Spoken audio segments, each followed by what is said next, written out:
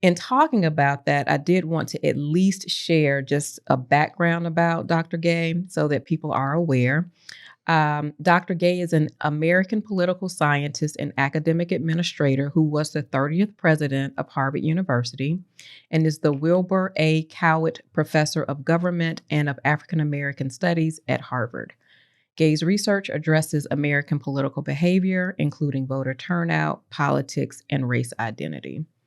So after reading her bio, I was just like, wow, not only did she have information in, this topic that we're going to cover today, it's really educating us all around what she's been teaching at Harvard all of these years and probably in other institutions as well. Something else to highlight is her role was only 6 months. I don't know what you can do. I don't know how much you can learn in 6 months, but she decided to step down after 6 months and will remain on staff at the university. And that does something to my soul. 1,000%. I feel like that's humiliating. Mm-hmm. And, as you start to think through, to your point around the 6 months tenure and how many things within the first 6 months or a year of your job, maybe you don't say all the right things. You probably make some mistakes. And how much grace is given to people who do not look like Black women, an unprotected group, versus people who are.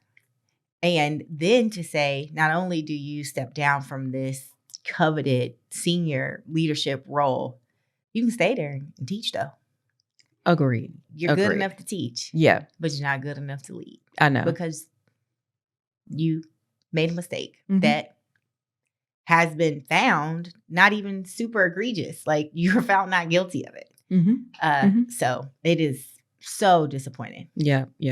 Which, I mean, even hearing about her resignation and understanding, why she resigned, I couldn't fathom the amount of hate mail she received or emails she received or calls, just walking down the street, what things were shouted at her. I can't imagine it. It almost sounds like something that would happen like out of the civil rights movement if I were to put like a description of action around it. And for her safety, for her security, even for her mental health. Like, you know what? I don't need all this.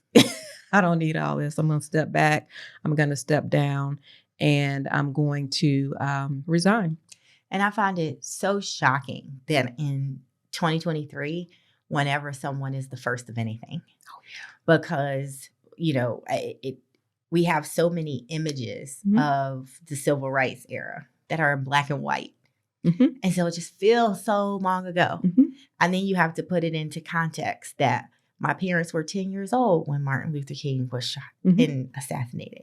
They went to integrated schools when they were in high schools here in Charlotte. They didn't go to an integrated school until they were in high school.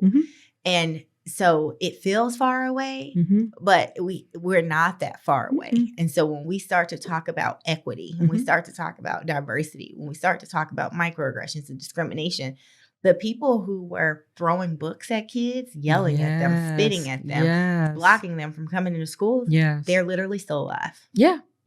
Right? Yeah. And so there was someone who made a term that was like, it's no longer in the Ku Klux Klan. It's like Jim Crow Esquire. Oh, He's yeah. in a suit now. Yeah. And I think that's exactly what Claudine Gay experienced is the suit version. Yep. And it's completely hard, especially for Black women, when you have the double minority of being Black and a woman to be first. Yes. And to know that you have the weight of the world, the country, your future generations on your back, that now people can say, see, we tried to let a Black woman do it, and look what happened. Yes, of course. So she's already wearing that.